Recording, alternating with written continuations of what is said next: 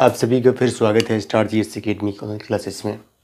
इसके पिछला साल बहुत सा क्लास हो चुका है। देखा जाए तो इकोनॉमिक्स का अभी तक क्लास नहीं आया था मेरे स्टार जीएस अकेडमी पर, लेकिन आज जो क्लास होगा वो इकोनॉमिक्स से क्लास होगा आपका। यानी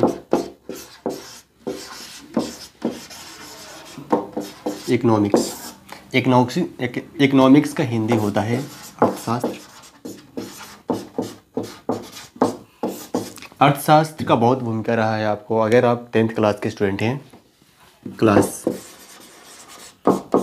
10th या क्लास आप 12th के छात्र हैं, या आप जनरल कंपटीशन की तैयारी करते हैं, जैसे माना जाए जैसे रेलवे, एसएससी, बैंक और नेवी की अगर तैयारी करते हैं, या आप बीए की तैयारी करते हैं, बीए हो, इसमें हमारा आर्ट्स सब्जेक्ट जो होता है इसमें इकोनॉमिक्स यानी अर्थशास्त्र के बारे में हमेशा प्रश्न पूछे जाते हैं। क्योंकि आज के डेट में देखा जाए तो सभी परीक्षा में अधिकांश ऑब्जेक्टिव प्रश्न ही आपको देखने को मिलता है। अगर आप हमारे स्टार जीएस अकेडमी पर पहली बार जुड़ रहे हैं तो हमारे चैनल को सब्सक्राइब कर लीजिए और बेल आइकन दबा लीजिए, आने वाला नोटिफिकेशन सबसे पहले आप तक पहुंचे, क्योंकि आपके एक सब्सक्राइब से लाखों बच्चे के भविष्य बन सकते हैं। चलिए हम बात करते हैं इकोनॉमिक्स के बारे में। इकोनॉमिक्स का हिंदी अर्थशास्त्र हुआ।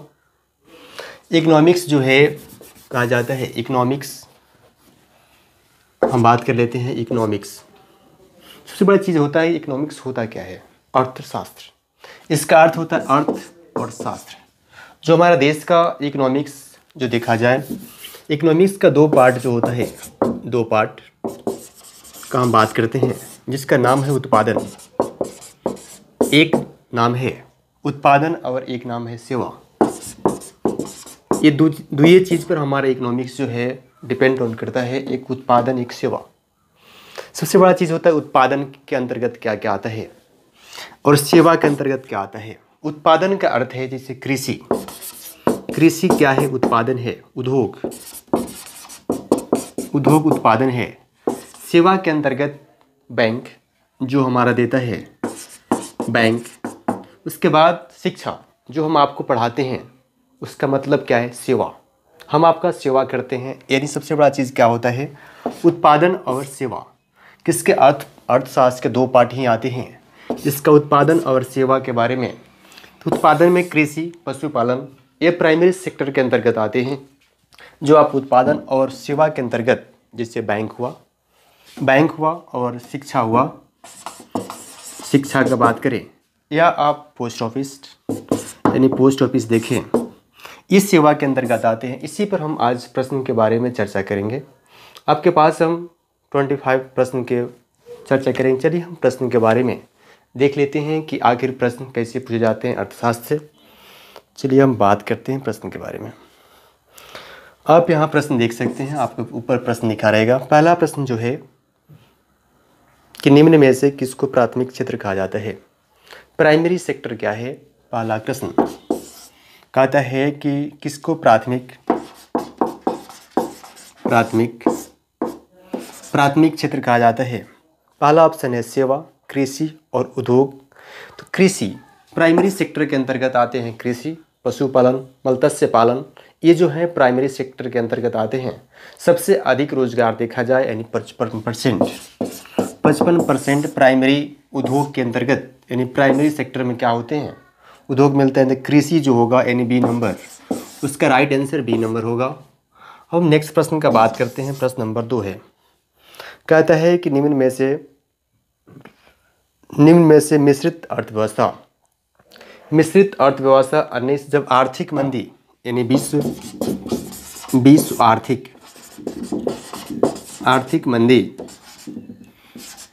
आर्थिक मंदी 1929 में आता है। उस समय भारत जो है हमारा मिश्रित अर्थव्यवस्था अपना लेता है। इसका आंसर जो होगा मिश्रित अर्थव्यवस्था में भारत होगा, यानी सी नंबर। 2 नंबर प्रश्न का आंसर जो होगा वो सी नंबर होगा। हम बात कर लेते हैं जो 3 नंबर प्रश्न है। कहता है कि भारत में योजना आयोग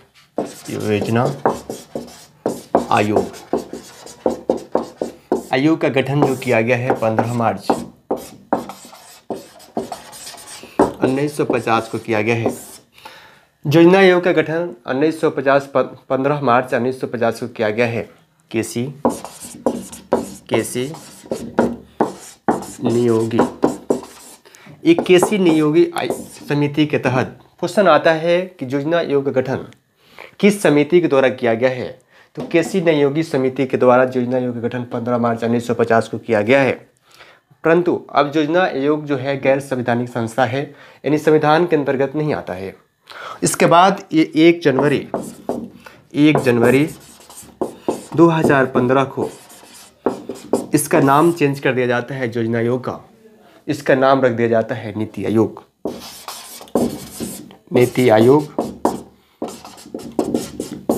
यानी 1 जनवरी इसका जो नाम है 1 जनवरी 2015 को इसका नाम चेंज कर दिया जाता है। इसका नाम रख दिया जाता है नीति आयोग। नीति आयोग के उपाध्यक्ष पेदन अध्यक्ष जो कहा जाता है, इसका प्रधानमंत्री होते हैं। यानी योजना आयोग के पूछा जाता है कि पेदन अध्यक्ष कौन होते हैं, तो प्रधानमंत्री होते हैं।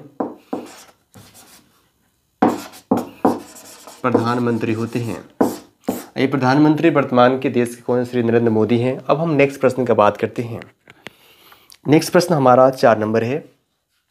4 नंबर प्रश्न कहता है कि किस देश का राष्ट्रीय आय अधिक है, वह देश कहलाता है। अगर किसी देश का राष्ट्रीय आय, इंटरनेशनल जो इनकम है सबसे अधिक है, उस देश को क्या कहते हैं। तो उस देश को पहला नंबर, जो दूसरा नंबर ऑप्शन है बी, यानी विकासशील कहा जाता है। विकसित कहा जाता है। सबसे बड़ा चीज़ होता है कि विकासशील होता है वह विकासित होता है। हमारा इंडिया क्या है, विकासशील है कि विकासित है। हमारा इंडिया जो है विकास कर रहा है, विकासशील नहीं है। विकासशील का अर्थ है अमेरिका, ब्रिटेन, फ्रांस जो है वो विकास कर चुका है। इसलिए आंसर जो होगा बी होगा। अब हम बात करते हैं प्रश्न नंबर 5 का। प्रश्न नंबर 5 कहता है निम्न में से किसमें पिछड़ा राज्य कहा जाता है। कौन सा राज्य भारत का है जो सबसे पिछड़ा हुआ राज्य है। ऑप्शन पहला पंजाब, केरल, बिहार और दिल्ली। तो बिहार जो है 3 नंबर सबसे पिछड़ा राज्य कहा जाता है, क्योंकि यहाँ के उत्पादन जो है बहुत कम है। क्योंकि यहाँ के लोग अधिकांश कि यहाँ बिहार में ना कोई इंडस्ट्री होने के कारण सभी लोग जो हैं अदर स्टेट में जाकर काम करते हैं। इसलिए यह बिहार हमारा पिछड़ा राज्य है, आज तक पिछड़ा राज्य कहा जाता है। अब बात करते हैं हम नेक्स्ट प्रश्न का, प्रश्न नंबर 6 का। प्रश्न नंबर 6 का आता है कि निम्न में से कौन सा विनियम का सर्वाधिक माध्यम है। विनियम यानी विनिर्माण और विनियम। मैंने बताया था विनिर्माण क्या होता है। सबसे बड़ा चीज़ होता है विनिर्माण। एक विनिर्माण का अर्थ है कि ऐसे वस्तु एक बार बनाने के बाद दोबारा न बनाया जा सके, उसे विनिर्माण कहा जाता है। वो अर्थशास्त्र के आपको शब्दावली में जब पढ़ाएंगे हम म्यूचुअल फंड क्या होता है और इसके बारे में राजकोषीय नीति क्या होता है, उसमें हम सब आपको डिटेल डिफाइन करेंगे। यहाँ 6 नंबर प्रश्न है कि निम्न में से कौन सा विनियमों का सर्वाधिक माध्यम है। तो पैसा, मुद्रा अगर होगा आपके पास, ऑप्शन नंबर बी जो है मुद्रा यानी पैसा। अब हम बात करते हैं 7 नंबर प्रश्न का। आप क्लास में लास्ट तक बने रहें। कोई भी प्रॉब्लम परेशानी हो तो आप कमेंट करें या दिए गए मेरे व्हाट्सएप नंबर पे आप मैसेज कर सकते हैं। अब बात होता है प्रश्न नंबर 7 का।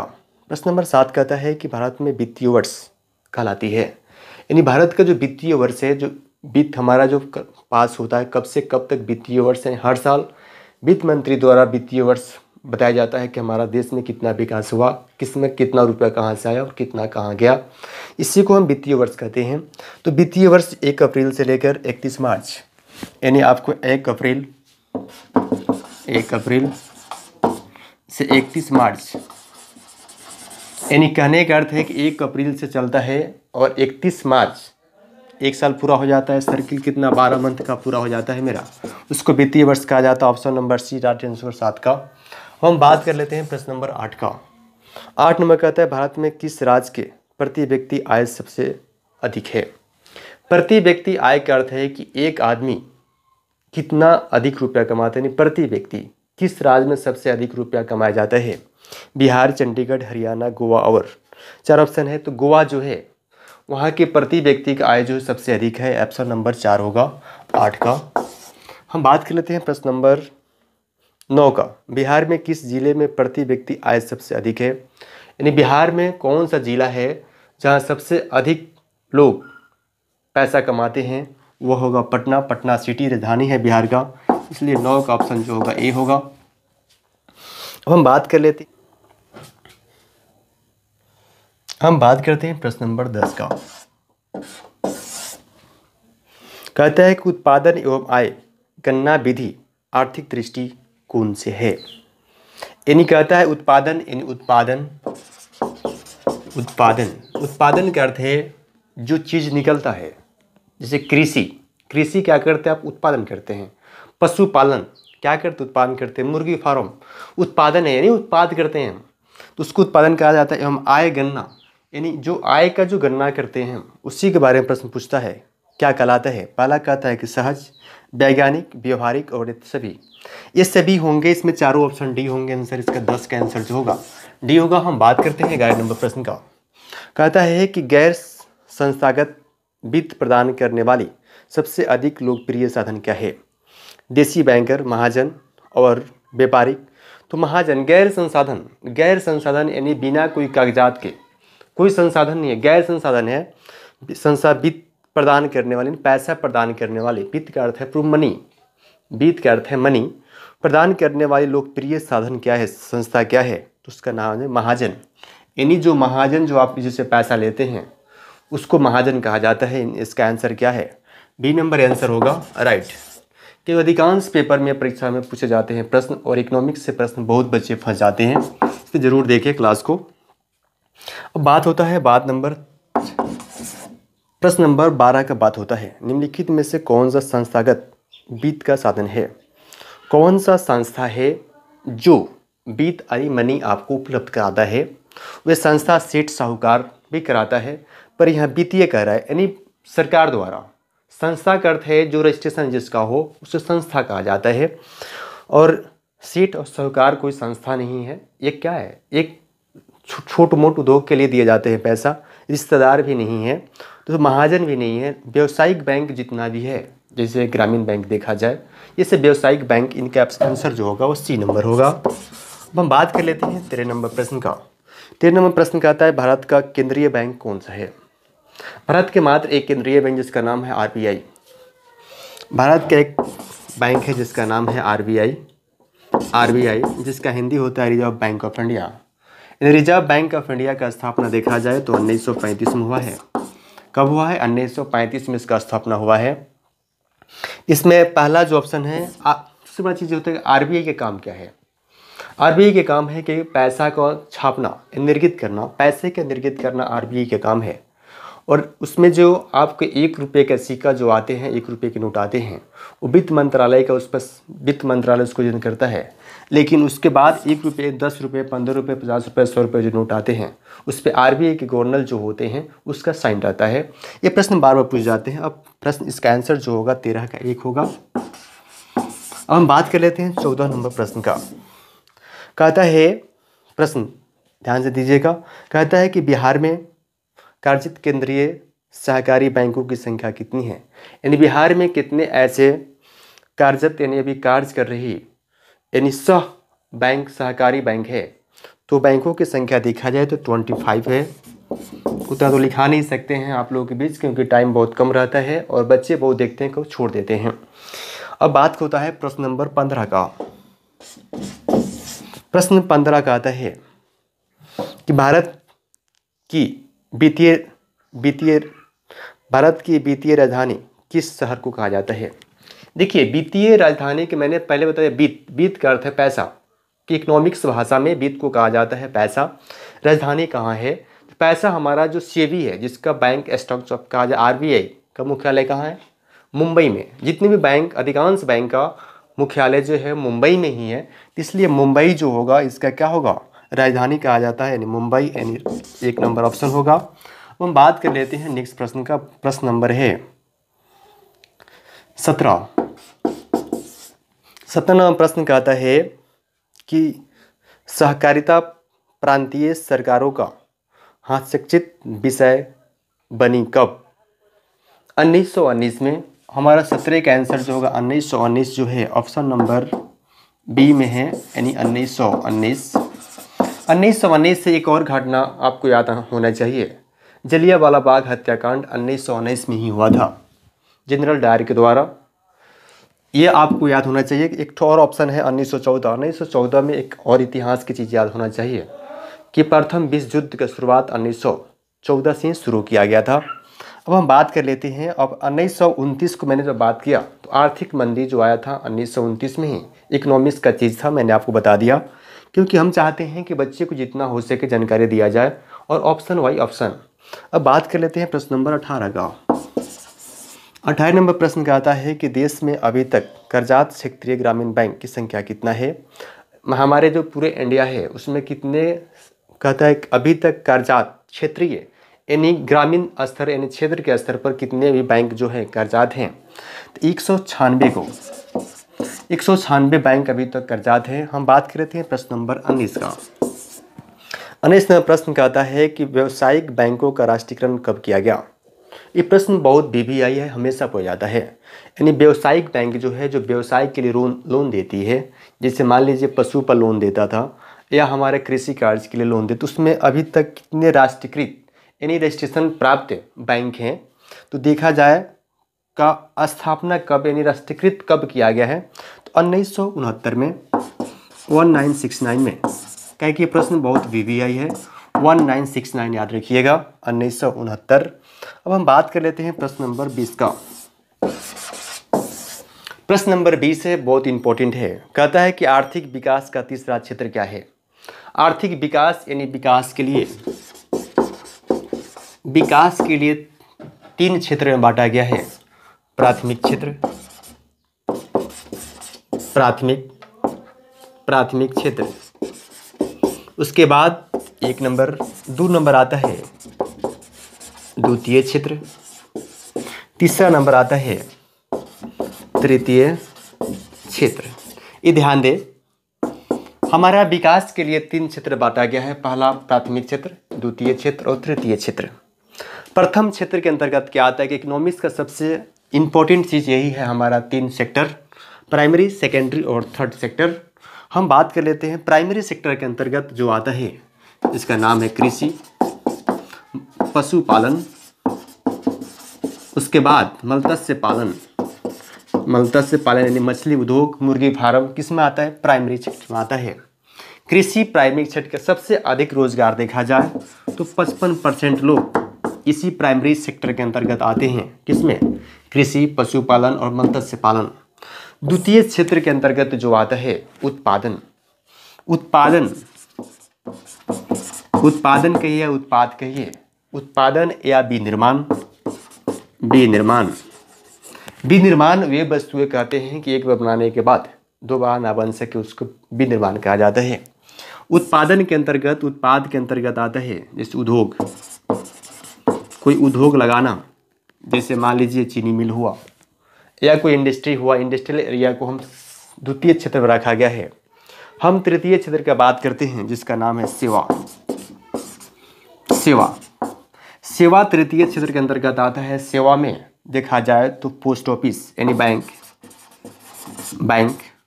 पोस्ट ऑफिस या टीचिंग जो हम पढ़ाते हैं आपको तृतीय क्षेत्र के अंतर्गत आता है। वही प्रश्न पूछा जाता है आपको 20 नंबर में कि तृतीय क्षेत्र में क्या आता है? तो सेवा। इसका राइट आंसर जो होगा डी नंबर होगा 20 का क्या होगा? डी होगा। अब हम बात कर लेते हैं 21 नंबर प्रश्न का। 21 नंबर प्रश्न का आता है कि मानव पूंजी के प्रमुख घटक किसे कहा जाता है? मानव पूंजी में प्रमुख घटक कितने होते हैं? मानव जो पूंजी है किसमें प्रमुख घटक कितना है? तो 5, यानी 21 का आंसर जो होगा 5 किस में है? सी नंबर आंसर में है। उसके बाद हम बात करते हैं 22 नंबर प्रश्न का आता है कौन सा बेमायु राज्य नहीं है? बेमायु राज्य यानी बिहार, मध्य प्रदेश, उड़ीसा, उत्तर प्रदेश 4 ऑप्शन है लेकिन नहीं है। तो उत्तर प्रदेश जो है बेमायु राज्य नहीं है, यूपी आंसर होगा इसका लास्ट, यानी इसका यूपी में सी आंसर होगा लास्ट। अब हम बात कर लेते हैं प्रश्न नंबर 23 का। 30 नंबर प्रश्न कहता है कौन सा सेवा गैरकारी है, यानी सेवा के अंतर्गत नहीं आता है। गैर माने सेवा के अंतर्गत नहीं आता है। जैसे सैन्य सेवा, सैन्य जो है सरकारी है, ये आता है। वित्त सेवा, वित्त यानी पैसा के बारे में वित्त मंत्रालय भी आता है। रेलवे, रेलवे भी सेवा आपका है, सरकारी ही सेवा है। लेकिन माल सेवा, माल सेवा नहीं है। इसका आंसर जो होगा सी राइट आंसर होगा। एंड 23 का आंसर क्या होगा, सी होगा। हम बात कर लेते हैं प्रश्न नंबर 24 का। 24 नंबर प्रश्न का आता है ऊर्जा का मुख्य स्रोत क्या है। ऊर्जा, एनर्जी यानी फ्लो का मुख्य स्रोत क्या है। पहला कोयला, पेट्रोलियम और विद्युत, इन सभी, ये सभी जो है ऊर्जा का स्रोत है। इसका आंसर जो होगा डी होगा 24 का। अब हम बात कर लेते हैं 25 नंबर प्रश्न का। क्वेश्चन नंबर 25 है जो बहुत इंपॉर्टेंट देखा जाए, क्योंकि जब मनमोहन सिंह वित्त मंत्री रहते हैं 1991 से 1996 तक पहला आर्थिक मंदी भारत में आता है। उसके बाद 1996 से अभी तक, यानी अभी तक ये नीति के अंतर्गत चलाया जाता है। उसमें कहता है कि नई आर्थिक नीति 1996 से अभी तक जो आया वो नई आर्थिक नीति कहा गया, जो मनमोहन सिंह द्वारा वित्त मंत्रालय तत्काल में था। कहता है कि उदारीकरण, निजीकरण, वैश्वीकरण इन सब युक्त। इसमें जब भारत में आर्थिक स्थिति जब आ गई 1991 से 1996 में पहला आर्थिक नीति विकास की गई, 1996 से अभी तक उसमें 3 चीज़ों पर डिपेंड किया गया। पहला उदारीकरण, 1 नंबर पहला जो था उदारीकरण, दूसरा जो था जिसका नाम था निजीकरण, तीसरा जो था उसका नाम का तो वैश्वीकरण। ये तीनों चीज़ क्या है समझिए, अर्थशास्त्र के शब्दावली हैं जो बहुत ज़रूरी है।